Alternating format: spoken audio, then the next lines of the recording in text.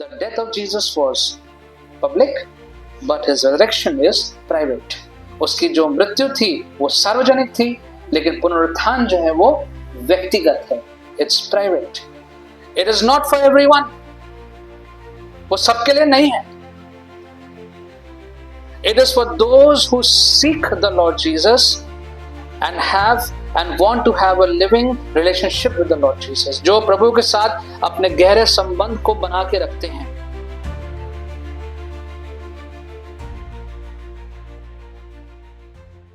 Amongst all the disciples that you can think of right now randomly, God chose an unexpected person to be the first witness of resurrection.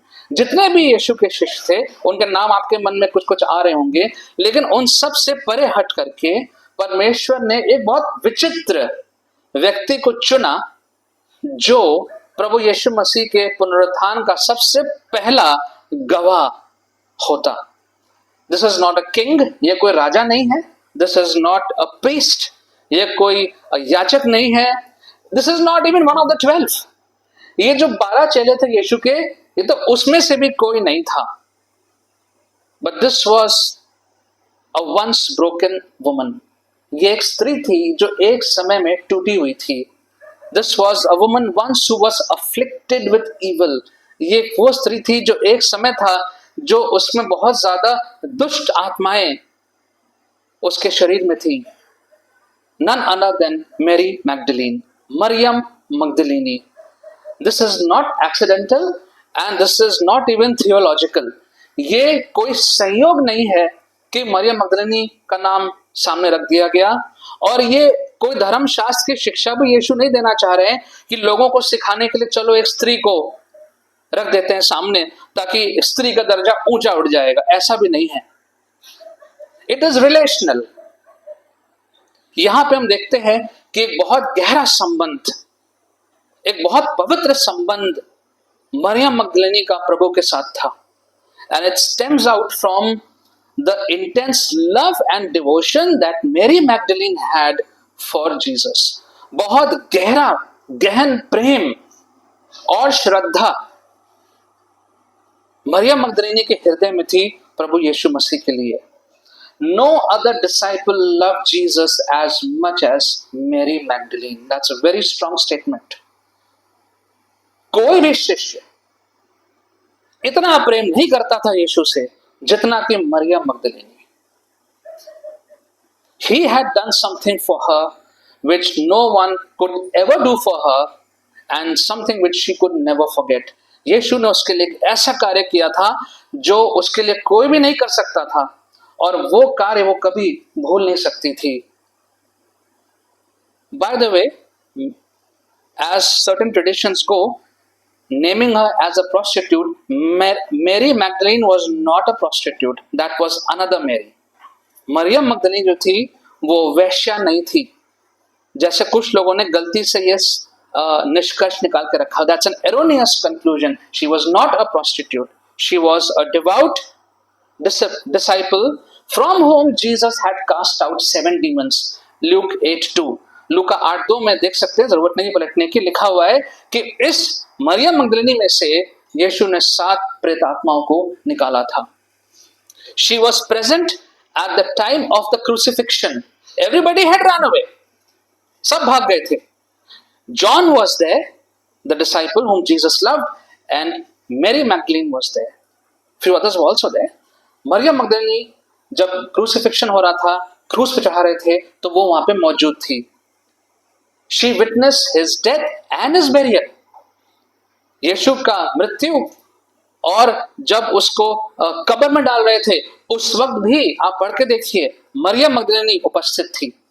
And now she is the first witness, first one to witness his resurrection. और अब यहां पे हम देखते हैं कि वो पहली व्यक्ति है जिसने यीशु मसीह को अपने जी उठने के बाद पहली व्यक्ति उसने देखा. So what is about this Mary? कौन है ये मरियम मगदलीनी, और क्यों आज हम का जो ईस्टर है वो मरियम मगदलीनी की आंखों से देखना चाह रहे हैं? ऐसा क्या है इस स्त्री में? From brokenness to witness, I have just given the title. एक टूटे हुए मन, टूटे हुए जीवन से एक स्त्री, एक व्यक्ति जो है वो गवाह बन गया यीशु का। ये सब कैसे हुआ? कौन है ये स्त्री? Who is this lady? Mary had a past. Every one of us has a past, don't we? हम सबका एक अतीत है। मरियम का भी एक अतीत था। And we see in that past, her life was transformed by grace. आप में से उसकी कहानी पता होगी। उसके जीवन को अनुग्रह से प्रभु यीशु ने बदल दिया था।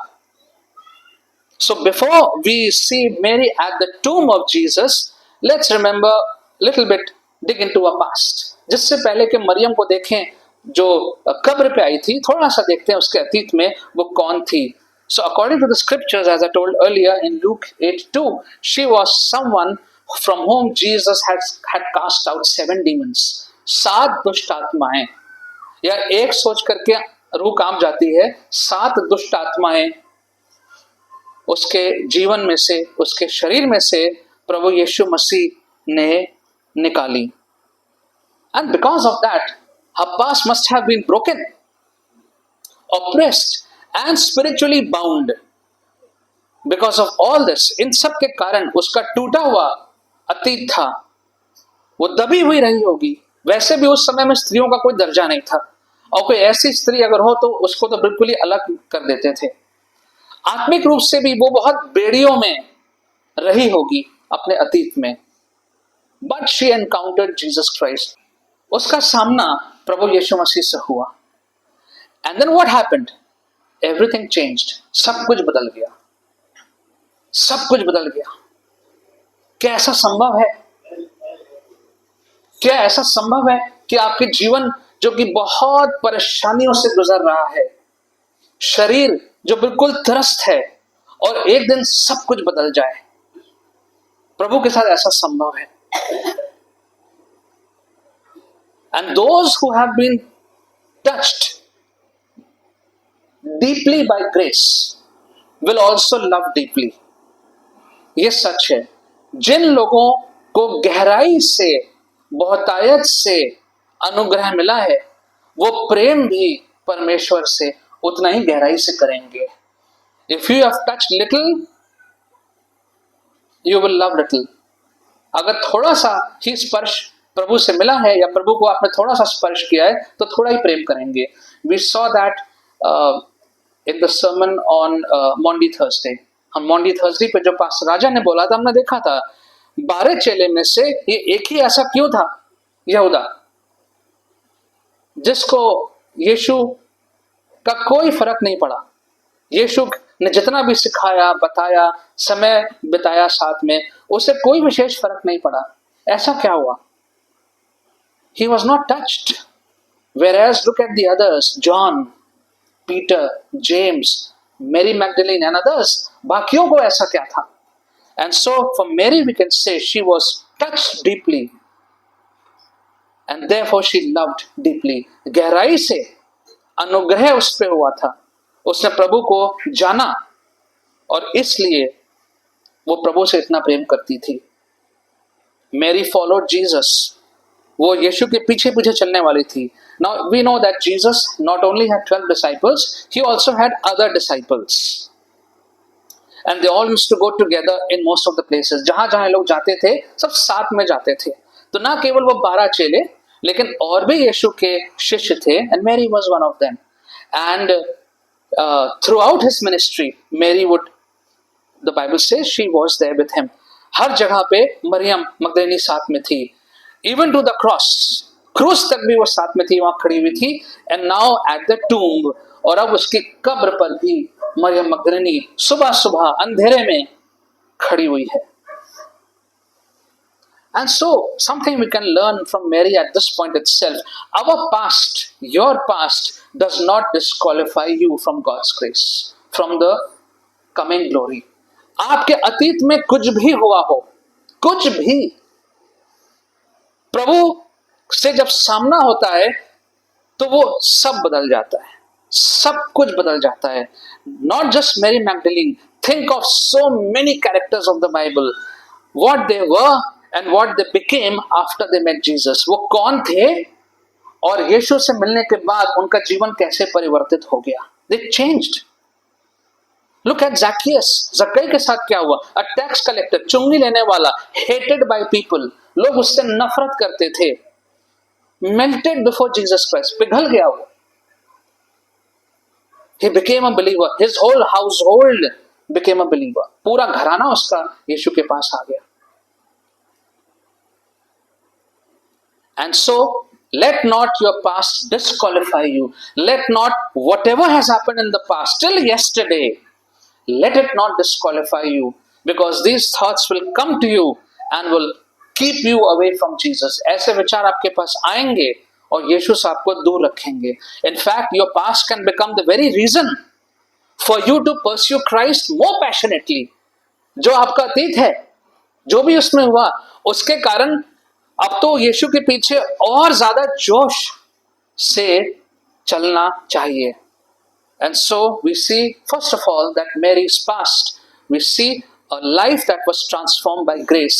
मरियम मगदलीनी का जीवन हम देखते हैं कि अनुग्रह से यीशु ने उसके जीवन को बदल दिया था. Now let's look at verse 1, what was read. Early on the first day of the week, while it was still dark, Mary Magdalene went to the tomb and saw that the stone had been removed from the entrance. आज church 11 बजे का था, तो शायद कुछ लोग और लंबा सो गए होंगे. आज 1 घंटा और सोने का मौका मिल गया होगा. And when you woke up, it must have been bright sunlight. हो सकता है जब आज सो के उठे होंगे तो बाहर बहुत अच्छी रोशनी या धूप चमक रही होगी. But that day, Mary, which says, while it was still dark, I don't know, might be 4 a.m., 3:30 a.m., I don't know, but it was dark, अंधेरा था. And there she is at the tomb of Jesus. यीशु के कब्र पे अंधेरे में ये स्त्री. Now, if you look at all the Bible accounts together, it says there were a group of women. And so we are not doing a comparison over here, but right now the focus is on Mary. Maybe they were together, maybe Mary was ahead of them. हो सकता है कि वो साथ गए हो, आगे पीछे पहुंचे हो, मरियम आगे चली गई हो. But right now John says that Mary was there and it was dark, अंधेरा था, and she sees that the stone is removed. कब्र पे पत्थर नहीं था. And I'll say to this that Mary's devotion at this point can be said that love that shows up. Love that shows up. एक ऐसा प्रेम जिसको प्रकट किया जाता है. Because there can be love which is never showed up, which never shows up. ऐसा भी प्रेम हो सकता है जो कभी दिखाया ना जाए, जो कभी प्रकट ना हो. ऐसे प्रेम से क्या लाभ? But here we see love that shows up. She came. Why she came? Because she loved the Lord. वो आई और अंधकार में आई. क्यों? क्योंकि वो प्रभु से प्रेम करती थी. While others are sleeping, while hope seems to be gone, and the situation looks very, very final, there's nothing more left. ऐसी परिस्थिति में, try to imagine with me, ऐसी परिस्थिति में जहां पे यीशु मसीह मर चुके हैं, कब्र में उनको डाल दिया गया है, इन्हीं लोगों ने उस पर लेप लगाए थे, पट्टियां बांधी थी और कब्र को सील भी कर दिया गया है. The grave was sealed by the Roman authorities. That's it. अब आगे इसमें कुछ नहीं हो सकता. And all the disciples were scared and they were hiding. सारे शिष्य डरे हुए थे, छुपे हुए थे कि अब अगली बारी हमारी है, हमें ढूंढ ढूंढ के मारेंगे. Everybody had run away. सब भाग गए थे, डर गए थे उस वक्त. But here we see love of Mary that shows up. There she is, early in the morning. सुबह सुबह अंधकार में वो वहां पे उपस्थित है. Love shows up even when it doesn't understand. That is very important. You don't have to understand everything in order to love. Sometimes I don't understand what my twins are trying to say to me. What are you saying? क्या कह रही? And I'm not able to understand. I'm not able to understand why she's crying, why she's irritated. But that does not keep me from loving her. कई बार हमें समझ में नहीं आती कोई बात, लेकिन हमारा जो प्रेम है वो फिर भी जाहिर होता रहता है। And that should be true in all our relationships, हमारे सारे whether it is husband and wife, whether it is parent and children, whether it is siblings, चाहे वो पति पत्नी हो, चाहे वो परिवार हो, भाई बहन हो, हमारा प्रेम जो है वो हमेशा प्रकट होते रहना चाहिए, भले ही हमें कभी कभी कुछ परिस्थितियां समझ में नहीं आती। Mary didn't understand what's happening over here, ये हो क्या रहा है, but there she is.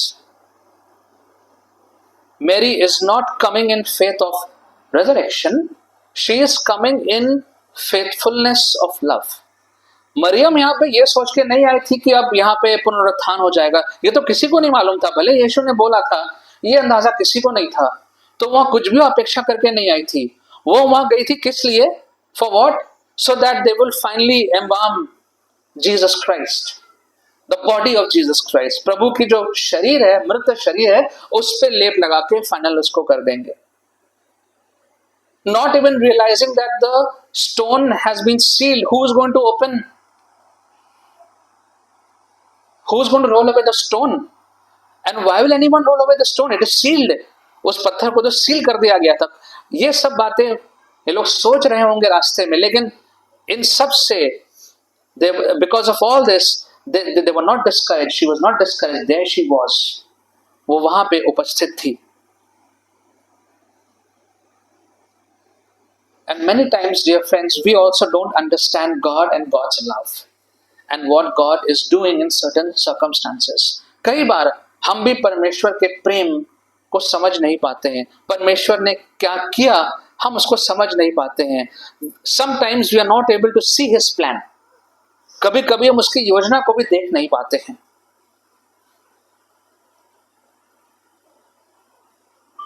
But devotion means to show up, what we see in Mary, to show up, बिना कुछ समझे हुए, बिना इतना ज्यादा इन चीजों को जानने की कोशिश के बगैर, और बहुत सी बातें समझ में उसको नहीं आ रही होंगी, वो वहां पे उपस्थित थी।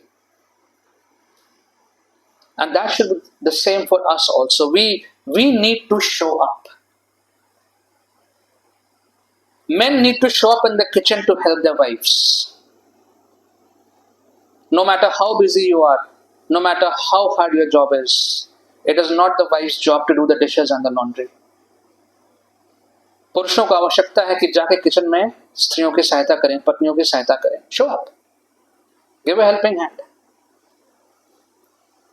Parents must be there for the children. Children must be there for their parents. Show up. It can vary from degree to degree. हो सकता है कि कम ज्यादा हो सकता है, but show up. उपस्थित रहिए।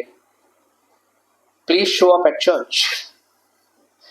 कलीसिया में आइए। It is not a club.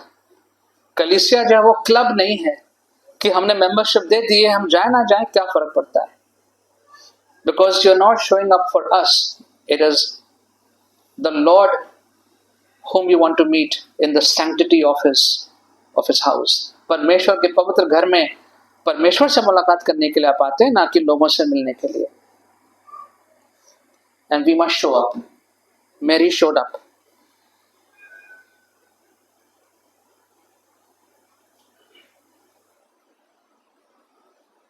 Jesus always shows up.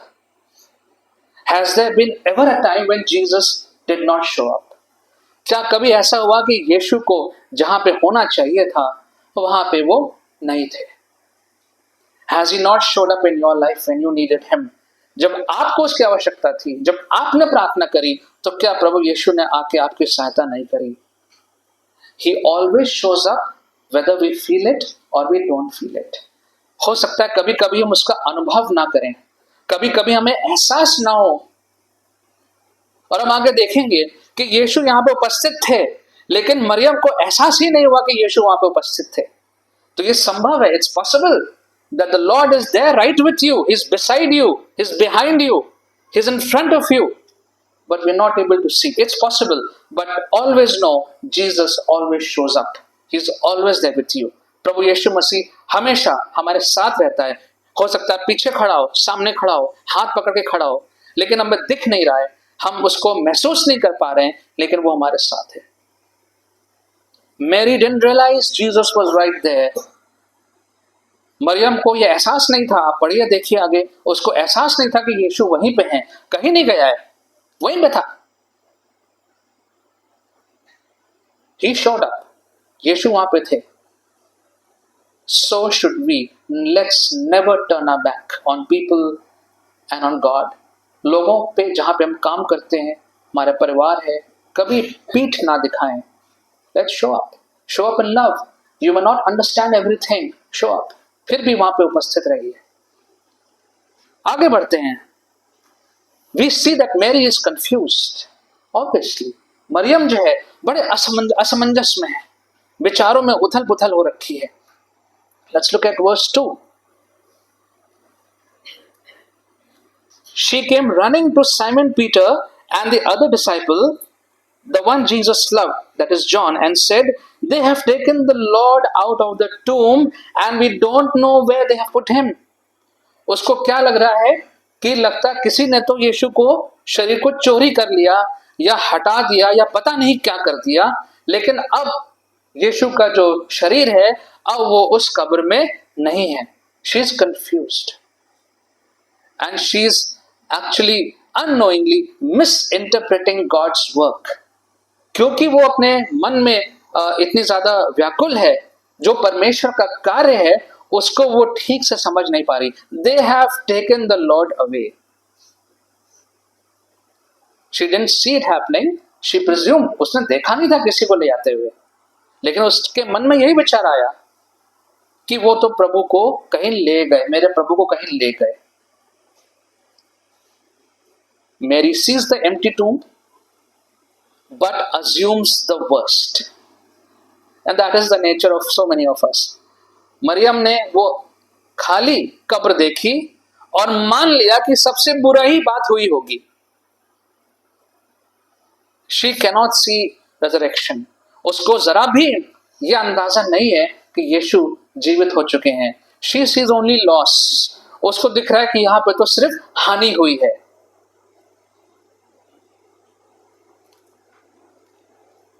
And again, it is true what I said earlier, that deep love can coexist with deep misunderstanding. It's possible.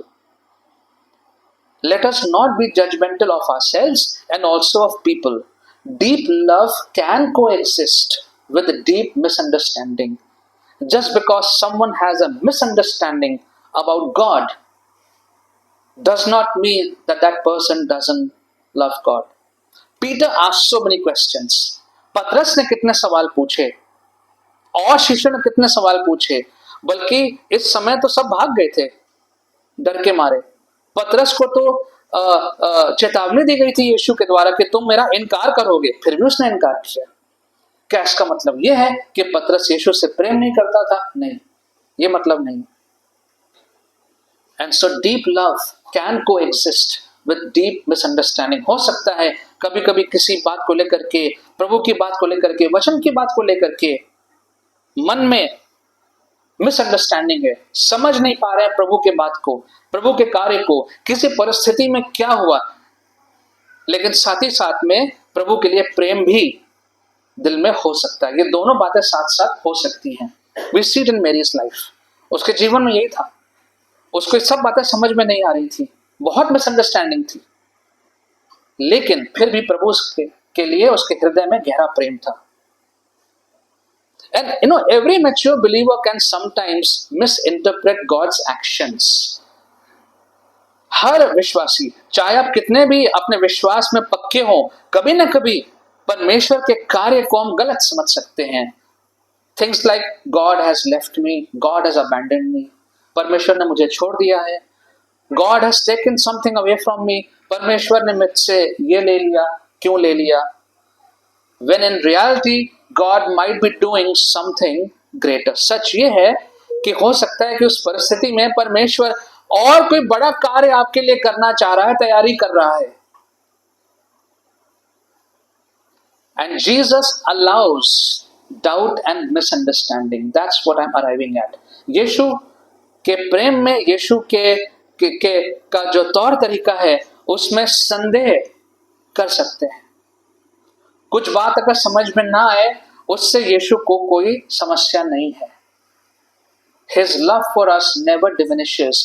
अगर मन में कभी कोई संदेह है, कोई ऐसी बात है, किसी कारण से जीवन आपका रुक गया है, किसी प्रकार से जीवन आपका प्रभु के साथ में कुछ रुकावट आ गई है, इसका मतलब यह नहीं है कि यीशु आपसे प्रेम नहीं करता है। His love never diminishes. His love for Mary did not diminish. Maryam के लिए उसका प्रेम बिल्कुल भी कम नहीं हुआ। So Mary stood outside and she was weeping. वो बाहर खड़े होके रो रही थी। When others had left, Mary was still there. बाकी लोग चले गए थे। If you read ahead, you will see. You can see. I'll not quote it. You can read it. बाकी लोग चले गए थे, अपने अपने घरों पर लौट गए थे। स्त्रियां लौट गई थी, पतरस यूहन्ना लौट गए थे, बाकी लोग लौट गए थे। But Mary stood there and she would not leave from there. वो वहां से नहीं गई। She was so saddened. इतनी दुखी थी वो। Even when the angels appeared, स्वर्गदूत को देखा उसने अंदर बैठे हुए, one at the head, one at the foot. उसके बाद भी वो रोती रही। She was unconsolable. उसका रोना नहीं रुक रहा था, वो रोए जा रही थी। Where is my Lord? Where have they taken my Lord? Have you seen my Lord? मेरा परमेश्वर, मेरा प्रभु कहाँ है? And you know what? Grief can be so overwhelming at times that even divine encounters seem distant. Grief can be so overwhelming at times, even divine encounters feel distant. कभी कभी शोक और दुख इतना ज्यादा हमारे दिलो दिमाग पे आ सकता है कि उस स्थिति में अगर परमेश्वर हमारे नजदीक है भी तो भी वो हमें दूर लगता है। यहां पर प्रभु यीशु मसीह उसके पास थे, लेकिन वो इतना शोक और दुख से भरी हुई थी कि वो शोक और दुख के कारण वो परमेश्वर की उपस्थिति, यीशु की उपस्थिति, साक्षात उपस्थिति को एहसास महसूस नहीं कर पा रही थी। Grief can do that. Grief can do that. Grief can distance you from God.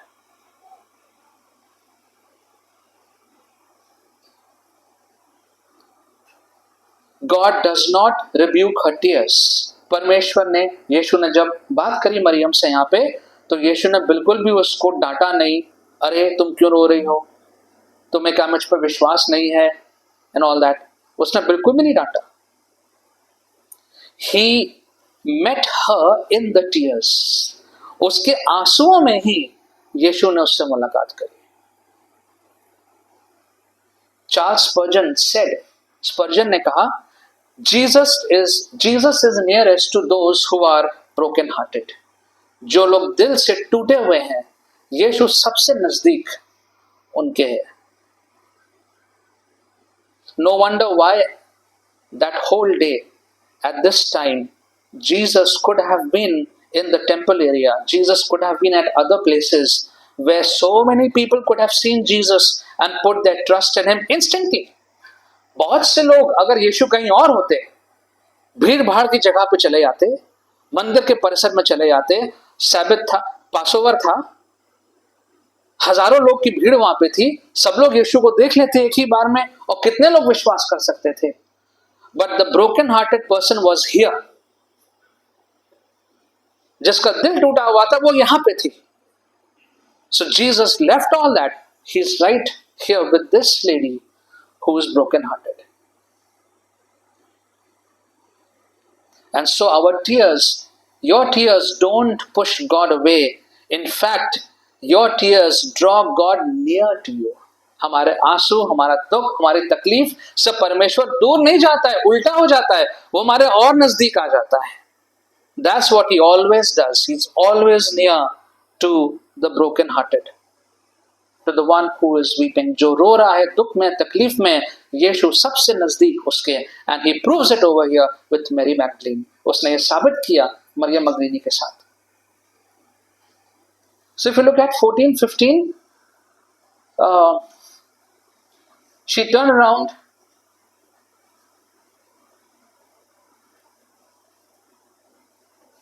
and saw Jesus standing there, but she did not realize that it was Jesus.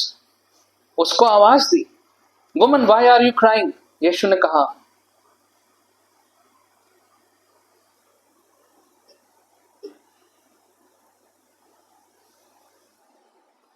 लेकिन वो यीशु को पहचान नहीं पाई.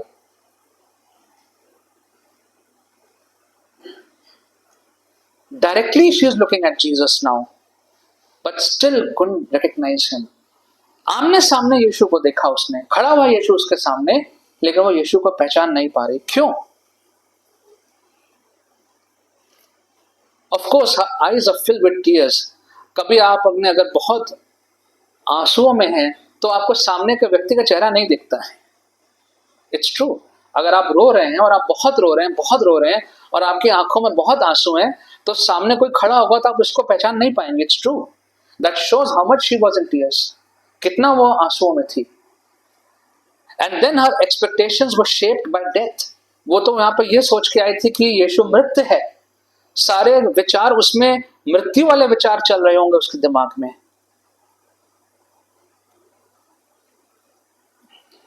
And so, sometimes we fail to recognize Jesus in our situations, not because he's absent, but because our pain limits our vision.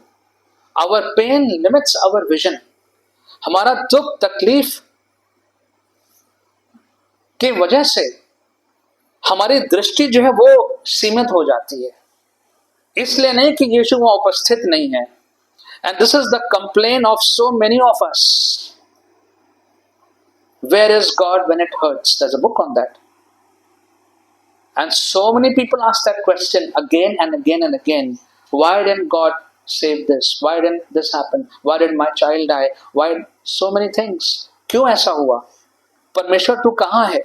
मेरी दुख तकलीफ बीमारी में तू कहाँ है? And it's true that in such circumstances, because of pain, our vision gets limited.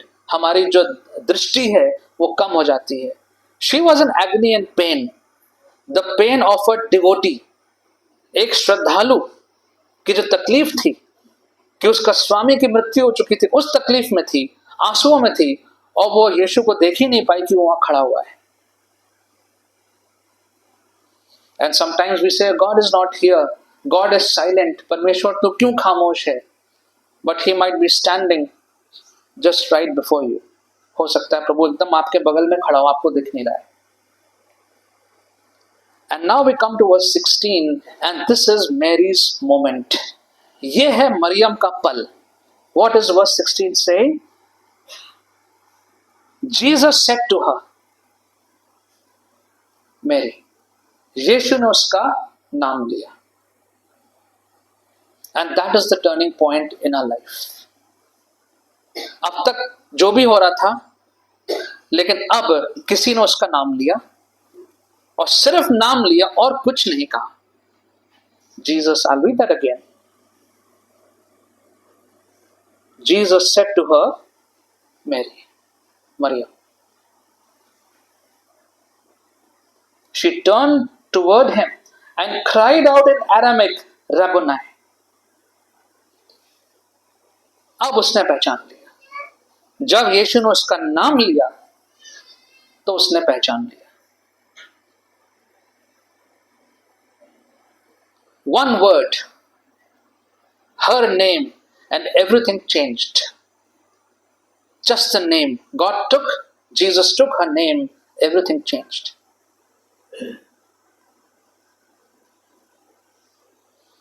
And salvation is not just recognizing Jesus and the plan of God. उद्धार का मतलब केवल यही नहीं है कि हम यीशु को जाने, उसको पहचाने. But it is realizing that Jesus knows you personally.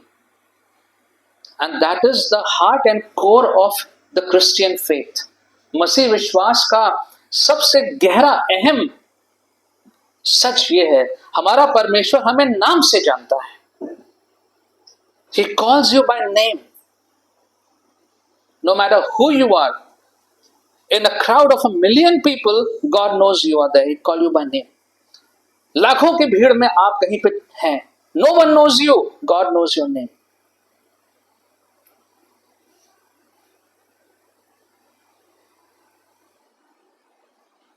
Augustine of Hippo, church father, he wrote, God loves each of us as if there were only one of us. परमेश्वर हमसे ऐसा प्रेम करता है कि जैसे हम ही हैं, हमारे अलावा कोई है ही नहीं. Because sometimes we may think, how is it possible for God to love me at the same time love so many? लोग सोचते हैं कि ऐसा संभव कैसे है कि इतने लाखों करोड़ों के लोगों में परमेश्वर मुझसे भी कैसे प्रेम करता है. तो अगस्तीन कहता है कि वो ऐसा प्रेम करता है कि मानो कि हमारे अलावा कोई है ही नहीं उसका. And so this resurrection becomes real when it becomes personal. If it is not personal, then it's just something that might have happened in history.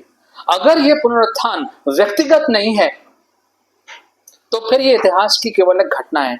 And this thought came to me. The crucifixion of Christ was public, but his resurrection was private. Have you thought about that? यीशु का सताया जाना और क्रूस पे चढ़ाना सार्वजनिक था. Everybody, it was on a hill, जहां जहां से लोग देख सकते थे. But his resurrection was private, व्यक्तिगत था. In fact, no one actually saw exactly the moment of resurrection. That was not meant to be seen by anyone.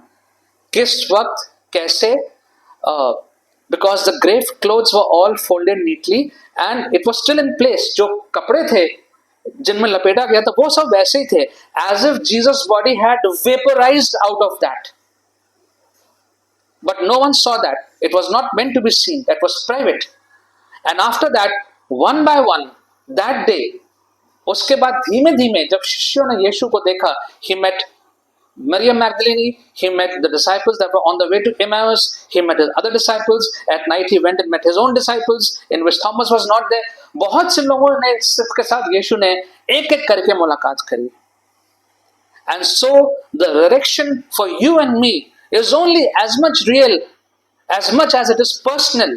जितना व्यक्तिगत रूप से इसको हम जानेंगे समझेंगे उतना ही हमारे लिए पुनरुत्थान ईस्टर वो सच्चा साबित होगा.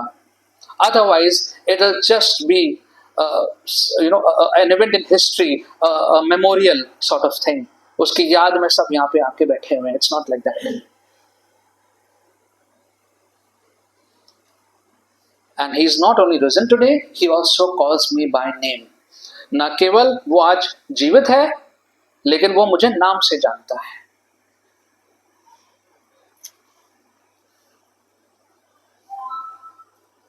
And that is one of the most essential things that we can remember for resurrection. कि पुनरुत्थान हमारे जीवन के लिए अहम क्यों है? क्योंकि हमारा जीवन, व्यक्तिगत जीवन में आशा है, व्यक्तिगत जीवन में बदलाव आया है.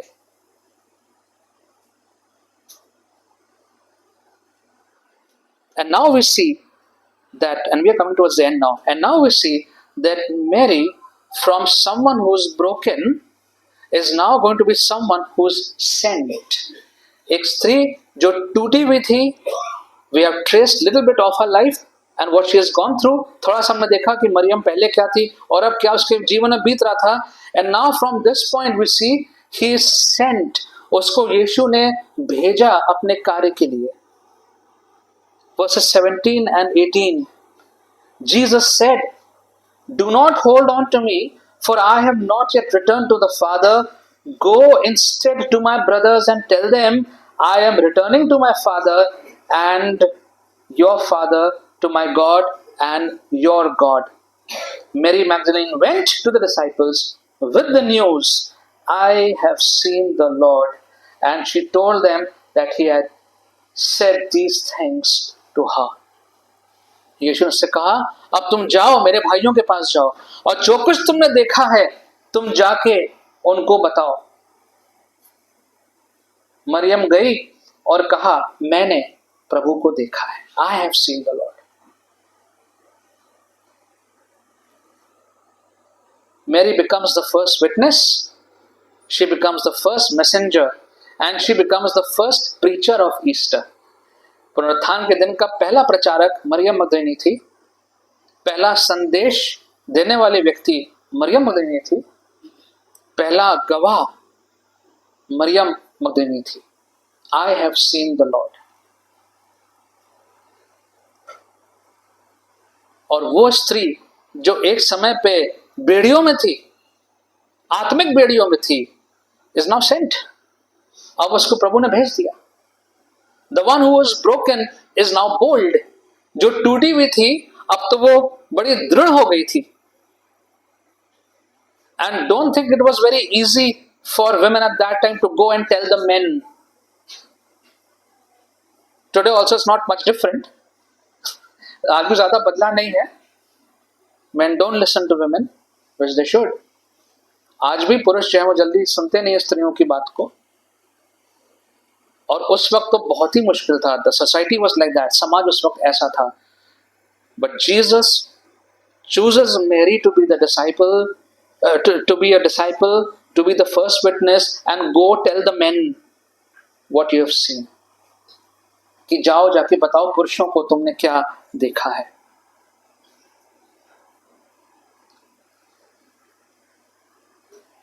And we see that God, often chooses the one who is least expected, जिससे आप अपेक्षा नहीं करेंगे, वो परमेश्वर कार्य करता है. And God also chooses the most transformed. जिसने परमेश्वर को जाना है और परिवर्तन अपने जीवन में लाया है, परमेश्वर उसका भी चुनाव करता है. Mary was transformed, no doubt. Other disciples also were transformed. It took time for them. And that's why I said earlier, no one ever loved Jesus more than Mary Magdalene.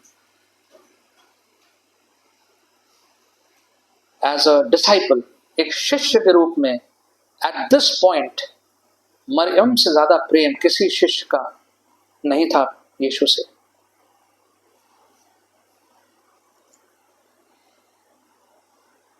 And so actually we can see the entire gospel story through the life of Mary Magdalene. पूरा सुसमाचार की जो है वो आप मरियम मगदलीनी के जीवन से देख सकते हैं. From bondage to freedom. बंदवाई के जीवन से अब वो आजाद थी. From darkness to light. अंधकार के जीवन से अब वो ज्योति में थी. From grief to joy. और शोक बनाने वाले समय से अब वो आनंद के समय में आ गई थी. From silence to proclamation. और जब एक समय में बिल्कुल वो चुपचाप थी, खामोश थी, अब वो जाके परमेश्वर के वचन को बता रही थी. And so this morning, if I may put it like this, can we see ourselves in Mary. क्या मरियम मगदलीनी में हम अपने आप को देख सकते हैं? Broken in the past, confused in the present, and searching for hope. अतीत में जीवन हमारा टूटा हुआ, वर्तमान में शायद बहुत से विचार मन में है, समझ में नहीं आ रहा है आगे क्या करना है, और एक आशा की खोज में हम घूम रहे हैं, ढूंढ रहे हैं. And at this point the gospel appeals to each one of us. जो हमारा वचन है वो हमसे ये अपील कर रहा है that the risen Lord Jesus Christ still calls names today. आज भी यीशु हमें नाम से बुलाता है, पुकारता है. And so the question is, will we respond? क्या हम उसका उत्तर देंगे?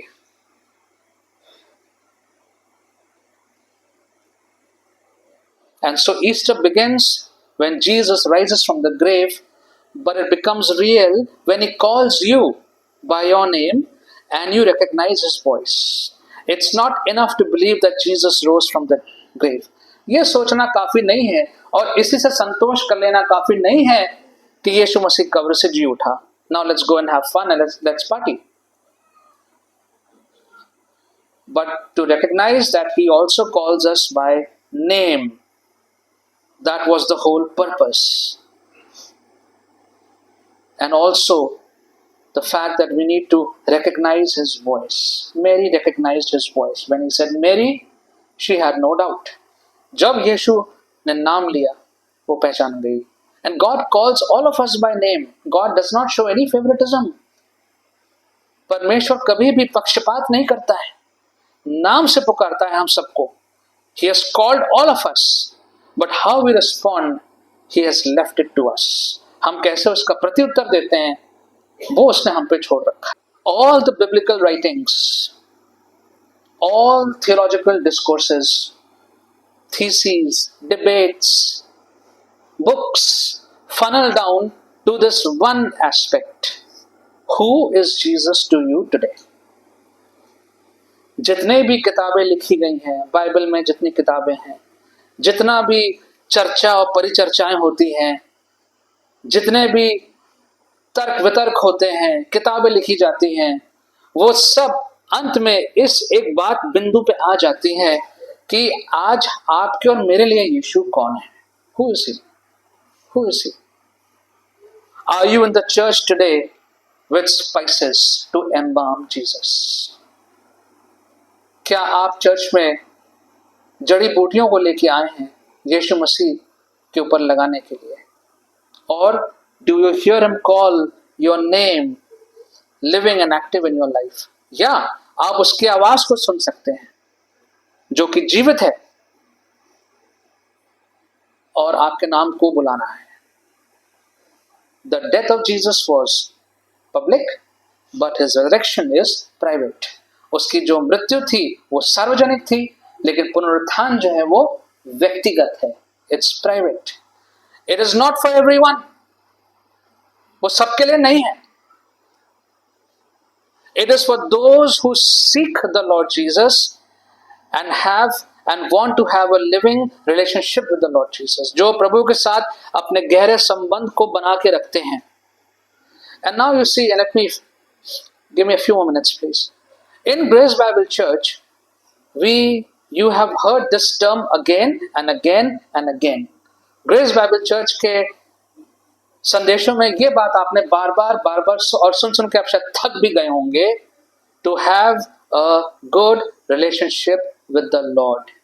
कि प्रभु के साथ एक व्यक्तिगत संबंध होना आवश्यक है. And if you have never understood what it means, अगर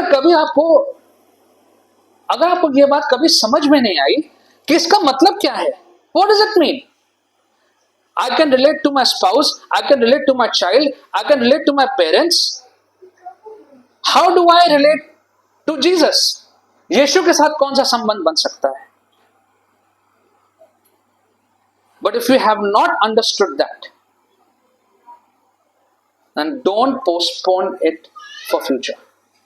इस बात को समझने को टालिए मत. If you are hesitant to ask the pastors, Google it up. Google will tell you what to do. अगर आपको पासबानों से आके बात करने में शर्म आ रही है, मत आइए हमारे पास.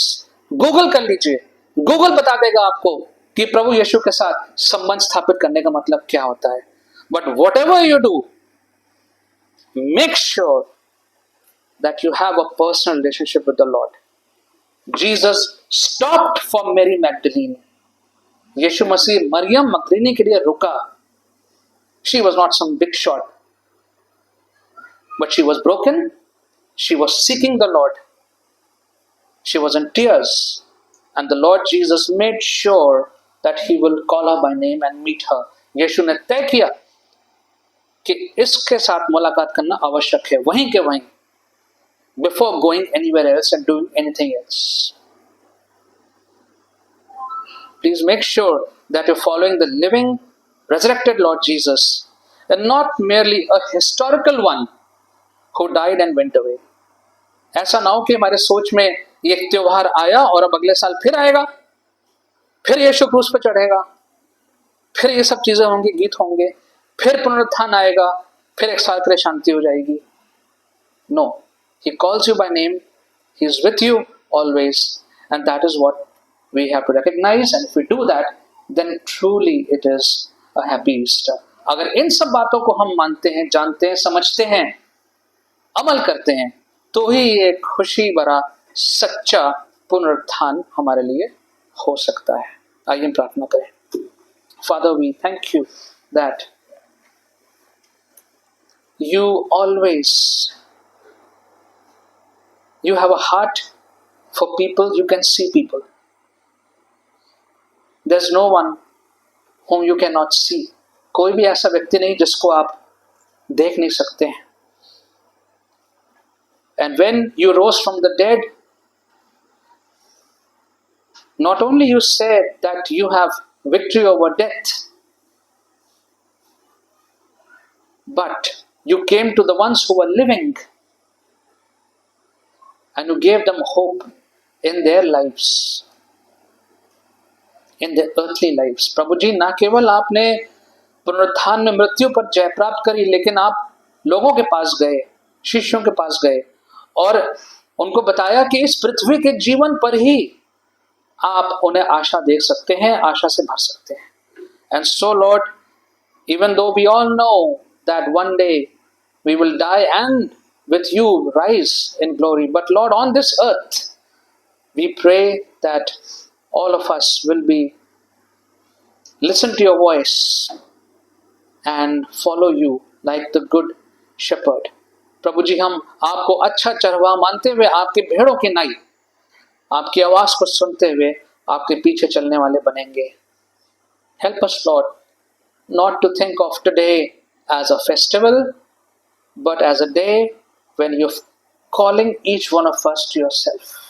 प्रभु जी, आज का दिन ऐसा दिन ना हो जो कि केवल एक त्योहार है, ऐसी सोच हमारी ना बने प्रभु, लेकिन एक ऐसा दिन जिस दिन आप हमें नाम से अपने पास बुला रहे हैं।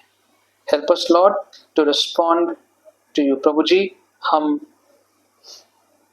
आपकी आवाज को सुने और आपकी आवाज पर अमल करने वाले बने। In Jesus' name we pray. Amen.